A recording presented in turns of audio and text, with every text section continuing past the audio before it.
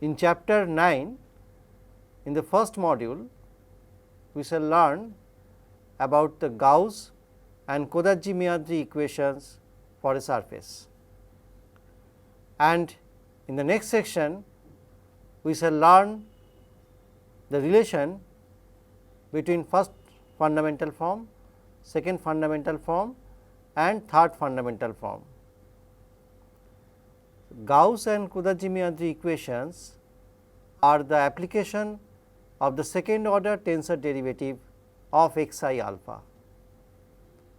X I alpha is a surface vector and its tensor derivative x I alpha comma beta is equal to b alpha beta xi I, which we have seen in our previous chapter by the Gauss formula. So, here we shall deduce the Gauss equation and Kodaji-Miyadri equation for a surface. So, now in module 1 of chapter 9, first we shall deduce the equation of Gauss and the equation of Kodaji-Miyadri, or sometimes it is only called Kodaji equations, which is actually the application of second order tensor derivative of x I alpha. So, let us see how it is coming out. From Gauss formula, we have x I alpha comma beta equals to b alpha beta xi I. So, this is the expression obtained from Gauss formula.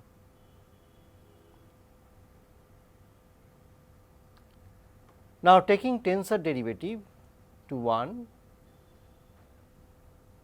we get x I alpha comma beta gamma equals to b alpha beta comma gamma xi I plus b alpha beta xi I comma gamma. That means, we are taking the tensor derivative with respect to u gamma. Now, we can apply Weingarten formula for the second term and we get the above expression will reduce to this form: x I alpha comma beta gamma equals to b alpha beta comma gamma xi I minus b alpha beta a rho nu b rho gamma x I nu. So, this one is the expression substituted from Weingarten formula.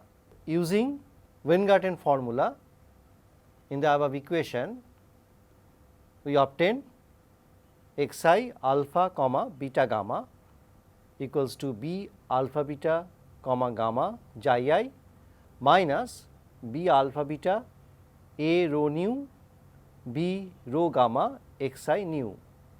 That means, xi I comma gamma is replaced by the expression in the right hand side from the Weingarten formula.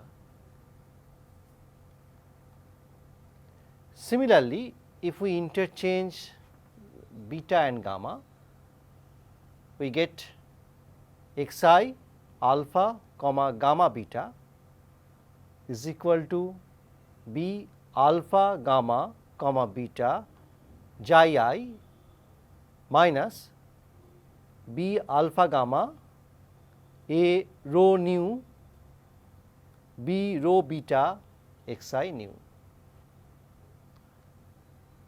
So, subtracting these two equations, we get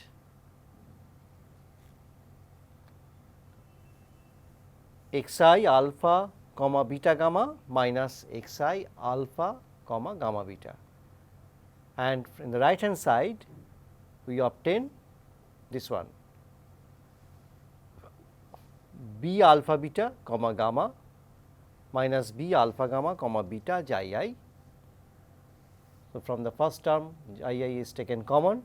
So, it is coming to this expression, and from the second term we take xi nu common, and the above expression is coming to B alpha gamma A rho nu B rho beta minus B alpha beta A rho nu B rho gamma. Now, if we write xi alpha comma beta gamma minus xi alpha comma gamma beta. Now, as we have taken the second order tensor derivative and we are taking the difference of that. So, a curvature tensor will evolve and this will be equal to xi rho r rho alpha beta gamma.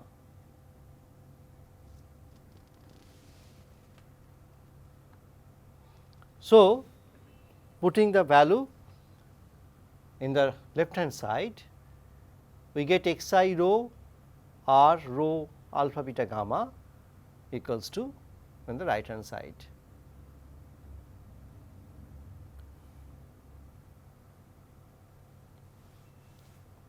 Now, multiplying 4 by xi I, we get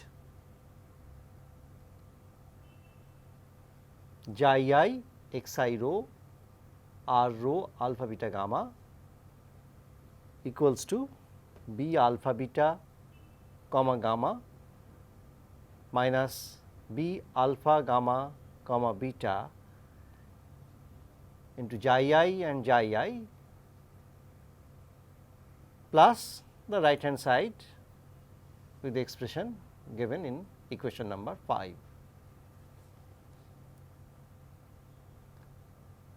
Now, since xi upper I and xi lower I equals to 1 and xi sigma xi I equals to 0, that means any term like this xi rho xi I or xi sigma xi I, it will come to 0, because xi I is the surface normal vector and xi sigma is a surface vector, and so they are orthogonal.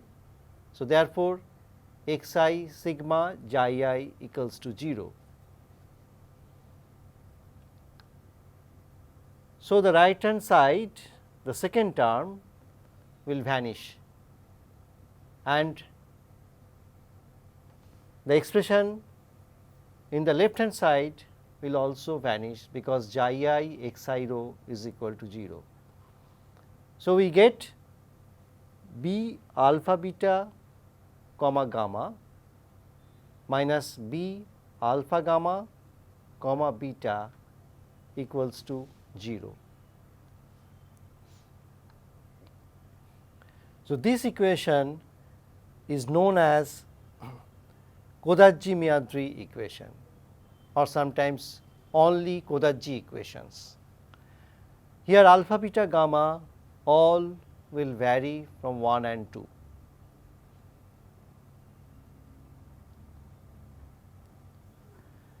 Now, from the above expression, that is from equation 6, we can see that there are only two independent Kodaji equations are there, and they are B 11 comma 2 minus B 12 comma 1 equals to 0, and another one B 22 comma 1 minus B 21 comma 2 equals to 0. So, these are the only two independent Kodaji equations. All other equations are dependent with this, because alpha beta gamma all are running from 1 and 2. Now, again multiplying 4 by Gij x j sigma, we obtain the above expression Gij xj sigma xi rho r rho alpha beta gamma. In the left hand side we are obtaining this, and in the right hand side we are getting this expression. And we know that Ji xj sigma is equal to 0. So, the first term in the right hand side is equal to 0. So, only the second term in the right hand side will be there. And also we know that Gij xi rho xj sigma can be written as A rho sigma, and similarly for the right hand side Gij xi nu xj sigma can be written as A nu sigma. So, putting these values we get this form A sigma rho, because A sigma rho is a symmetric covariant tensor. So, we can write A rho sigma or A sigma rho r rho alpha beta gamma equals to this expression. Now, taking the inner product with that A sigma rho in the right hand side and in the left hand side. So, from the above inner product we are getting r dash sigma alpha beta gamma equals to B alpha gamma B rho beta minus B alpha beta B rho gamma. Therefore, if we express in this way, that r dash sigma alpha beta gamma will be equals to B sigma beta B alpha gamma minus B sigma gamma B alpha beta, where sigma alpha beta gamma is running from 1 and 2. This equation is known as Gauss equation.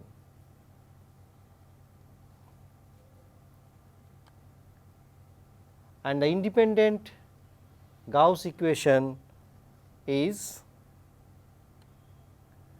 r dash 1 2 1 2 equals to B 1 1 B 2 2 minus B 1 2 B 2 1.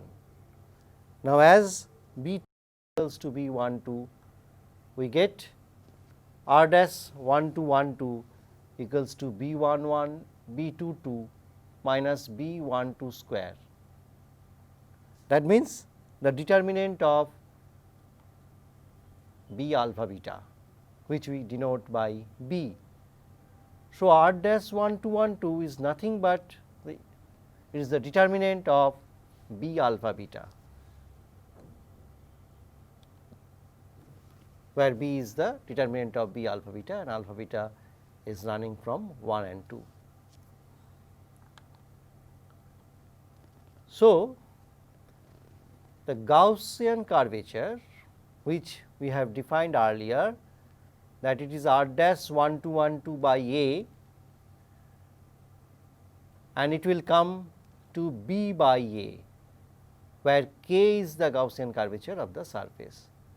So, we can calculate very easily the Gaussian curvature of a surface by taking just the determinant of the coefficient of second fundamental form and the determinant of the coefficient of first fundamental form. So, K is nothing but B by A.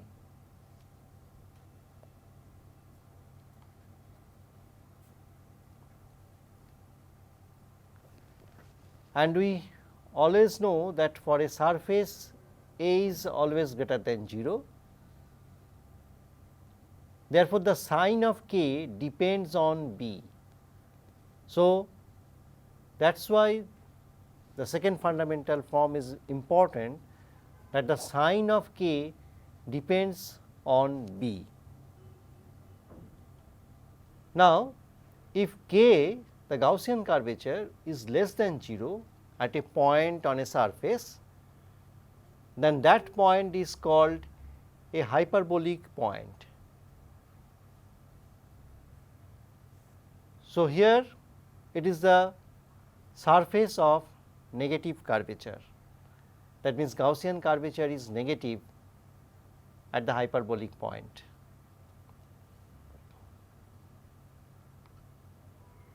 If k equal to 0 at a point on a surface, then that point is called a parabolic point, and if k greater than 0 at a point on a surface, then that point is called an elliptic point. So, for k greater than 0, the surface is a surface of positive curvature, and for k less than 0, the surface is a surface of negative curvature. So, the elliptic surfaces are the surface of positive curvature. So, this type of classification we will again study in later on when we will study the Dupin integratics. Now, let us find the relation between first, second and third fundamental forms. We have obtained first fundamental forms, we have obtained second fundamental form, and we have obtained also third fundamental form in our previous sections.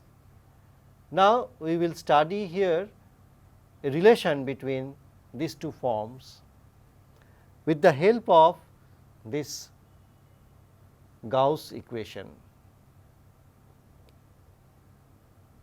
From Gauss equation, we have r dash rho alpha beta gamma equals to b rho beta b alpha gamma minus b rho gamma b alpha beta.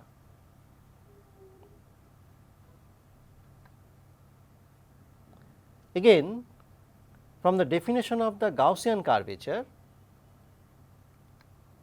we know r dash rho alpha beta gamma equals to k epsilon rho alpha epsilon beta gamma, and equating these two equations we get this one k epsilon rho alpha epsilon beta gamma equals to b rho beta b alpha gamma minus b rho gamma b alpha beta.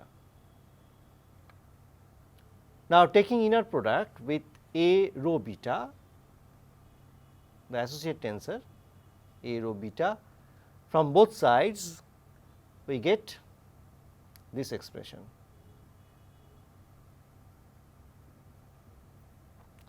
Now, after the calculation in the left hand side, we get the expression in the left hand side is coming to k a alpha gamma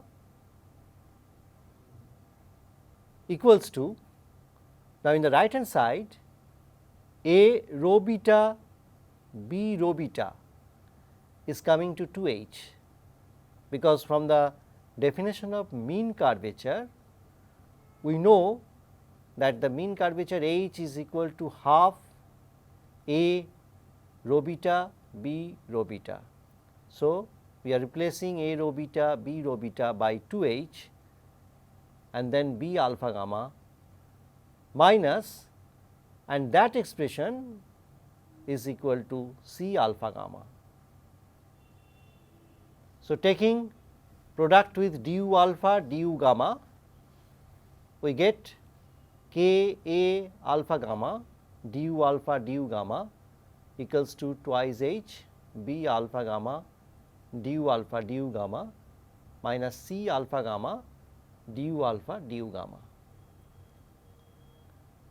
That means, we have obtained the three forms. For the left hand side, a alpha gamma du alpha du gamma is coming to the first fundamental form. B alpha gamma du alpha du gamma is giving the second fundamental form, and C alpha gamma du alpha du gamma is giving the third fundamental form. So, putting the expressions for first fundamental form, second fundamental form and third fundamental form, we have K A equals to twice H B minus C, or we can write in this equation form that C minus twice H B plus K A equals to 0. So, this is the relation between first, second and third fundamental forms. So, in module 1 of chapter 9, we have learned two new concepts of surface geometry. The first one is the Gauss equations and Kodaji-Miyadri equations for surface, which are nothing but the application of second order covariant derivative or tensor derivative of xi alpha, which is also the surface vector, and from there we have established a relation between first fundamental form, second fundamental form and third fundamental form. So, with this we end this module of chapter 9.